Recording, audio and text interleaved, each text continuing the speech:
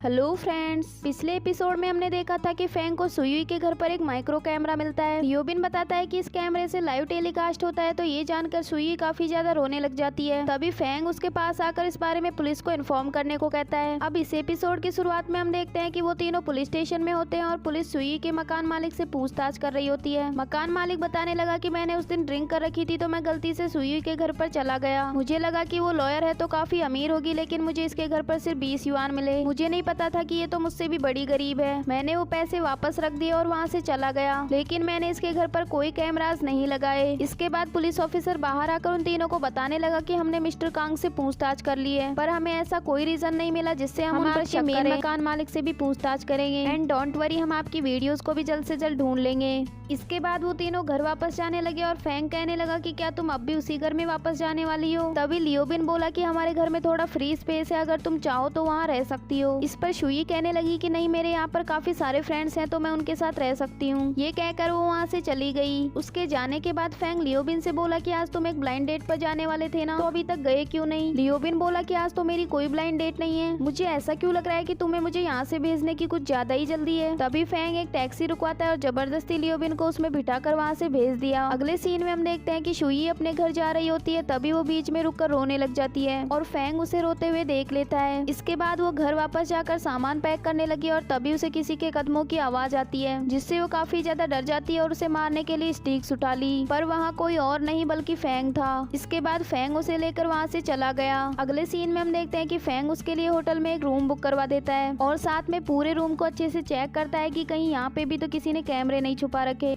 इसके बाद वो सुयुई से बोला कि तुम यहाँ आराम से रह सकती हो, यहाँ कोई कैमरा नहीं है। ये कहकर वो वहाँ से चला गया। उसके जाने के बाद सुयुई काफी ज्यादा रो रही होती है, क्योंकि अब वो बिल्कुल अकेली हो गई थी और वो अपने पेरेंट्स से भी हेल्प के लिए नहीं बोल सकती थी। इसके बाद वो अपने काफी सारे फ्रेंड्स के पास कॉल करके पूछने लगी कि क्या तुम मुझे कोई घर रेंट पर दिलवा सकते हो? तभी उसकी एक फ्रेंड बताती है कि हमारे पड़ोस में ही एक घर है जहाँ पर तुम रेंट पर रह सकती हो। सुयुई कहने लगी कि क्या मैं वहाँ के मकान मालिक पर ट्रस्ट कर सकती हूँ? इस पर उसकी फ्रेंड कहने लगी कि हाँ, वो घर बिल्कुल सिक्योर है, तुम वहाँ आराम से रह सकती हो। इसके बाद सुयुई फैंग और लियोबिन के घर चली जाती है, क्योंकि उसकी फ्रेंड ने जो घर बताया था वो उन्हीं का था। अगले सीन में हम देखते हैं कि लियोबिन फैंग से कहने लगा कि सुयुई को यहाँ बुलाने के पीछे तुम्हारा क्या इरादा है? फैंग कहने लगा कि तुम्ही ने तो उससे कहा था कि हमारे घर में फ्री स्पेस है, इसीलिए मैंने उसे यहाँ बुला लिया। इसके बाद लियोबिन सुयुई को अपनी शॉप के बारे में बताने लगा कि वैसे तो ये शॉप मेरी ग्रैनी की है, पर वो यहाँ बहुत कम आती है, इसलिए शॉप का इंचार्ज अब मैं ही हूँ। इसके बाद वो उसको उसका रूम दिखाता है और कहने लगा कि पहले ये रूम फैंग का था, पर अब से तुम यहाँ रहोगी। तभी फैंग भी वहाँ सुयुई का सामान लेकर आ जाता है। सुयुई से कहने लगी कि मैंने तुम्हारा रूम ले लिया, तुम्हें मेरी वजह से कितनी प्रॉब्लम हो रही होगी ना। तभी लियोबिन कहने लगा कि नहीं नहीं, हमें कोई प्रॉब्लम नहीं हो रही, हम तो बहुत खुश हैं कि हमें एक किराएदार मिल गया जो हमारे साथ इस घर का रेंट शेयर करेगा। फिर उन दोनों के जाने के बाद वो उस रूम में अपना सामान सेट करने लग जाती है। अगले सीन में हम देखते हैं कि सुयुई हेयर ड्रायर लेने के लिए बाथरूम में जा रही होती है और तभी वहाँ से फैंग बाहर आता है। उन दोनों को एक साथ देखकर लियोबिन कहने लगा कि तुम दोनों अंदर जाने के लिए फाइटिंग कर रहे हो क्या? पर मुझे यकीन है कि फाइटिंग में तो सुयुई जीतेगी। तभी सुयुई से बताने लगी कि नहीं, मैं तो यहाँ सिर्फ हेयर ड्रायर लेने आई थी। इसके बाद वो तीनों एक साथ बैठकर बातें करने लगते हैं और लियोबिन पूछने लगा कि क्या तुम अब बेटर फील कर रही हो? सुयुई कहने लगी कि हाँ, तुम दोनों ने मेरी सही समय पर हेल्प कर दी, अब मुझे काफी अच्छा लग रहा है, पर मुझे यहाँ सिर्फ एक प्रॉब्लम है, तुम दोनों बॉयज हो और अब मैं यहाँ रहने आ गई हूँ। तो वो आगे कुछ बोल पाती उससे पहले लियोबिन कहने लगा कि डोंट वरी, हम लोग तुम्हें कुछ नहीं करेंगे।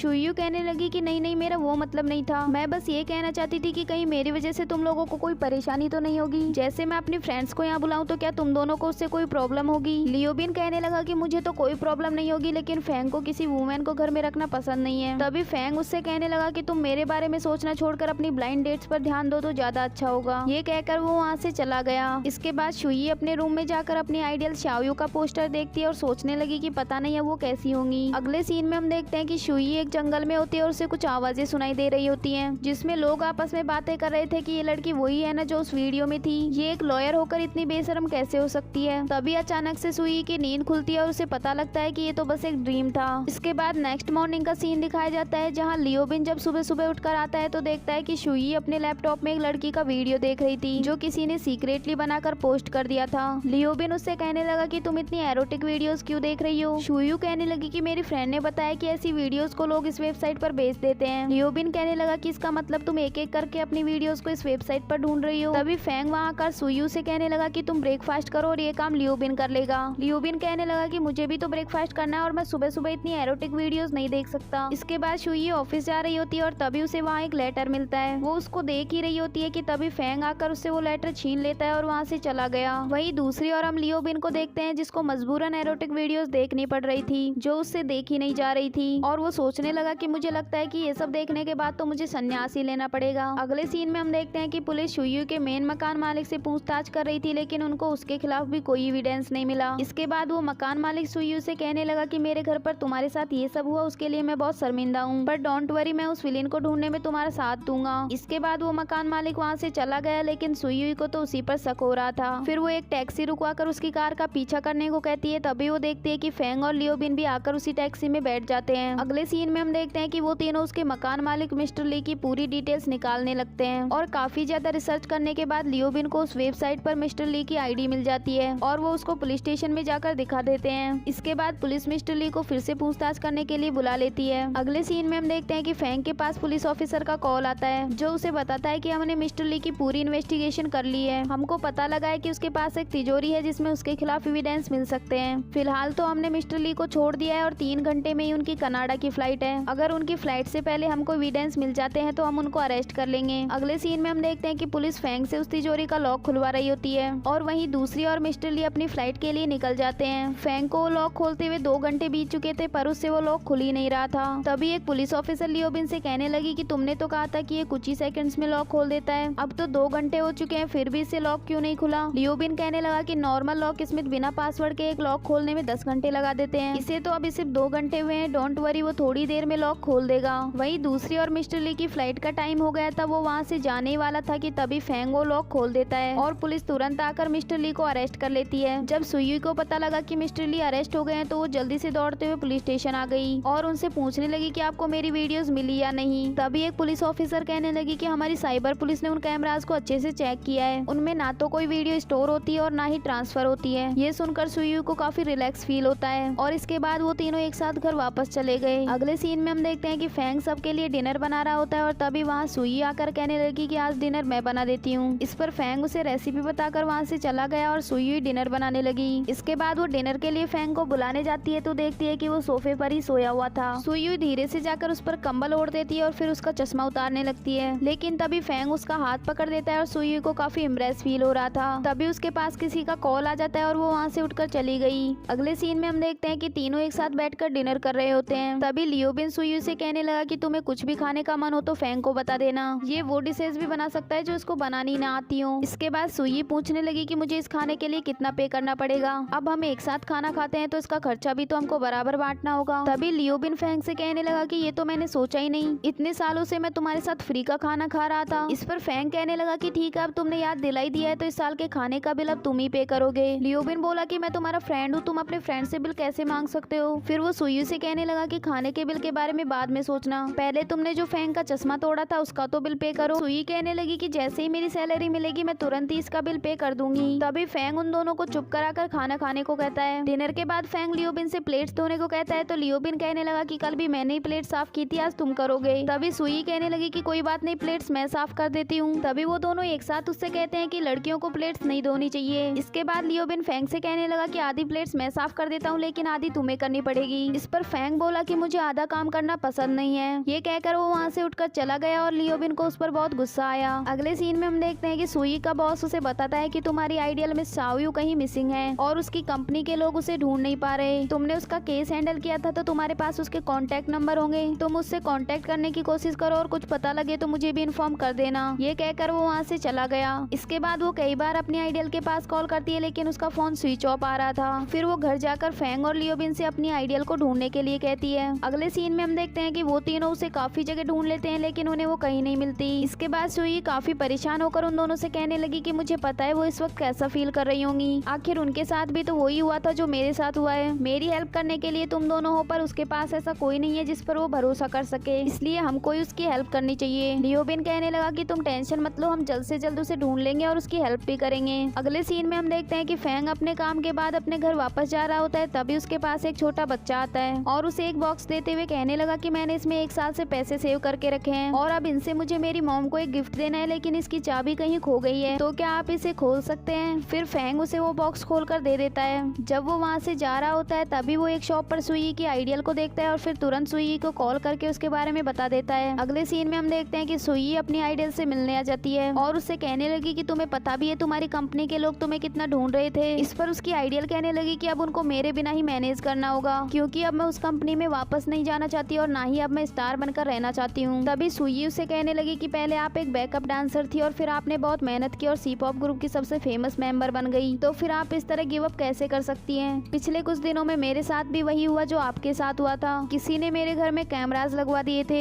उस वक्त मैं बहुत अकेली हो गई थी और मुझ में अपने पेरेंट्स को भी ये सब बताने की हिम्मत नहीं थी। फिर मुझे 2 नए फ्रेंड्स मिले जिन्होंने मेरी हेल्प की और वो बुरा आदमी भी पकड़ा गया। मैं बस आपको ये बताना चाहती हूँ कि आपकी लाइफ में भी इसी तरह सब कुछ ठीक हो जाएगा। वही दूसरी ओर फैंग भी उनकी ये सब बातें सुन रहा होता है और इसी के साथ ही ये एपिसोड भी यहीं एंड हो जाता है। वैसे आपको दोनों मेल लीड्स में से कौन सा हीरो पसंद आया कमेंट्स में जरूर बताना।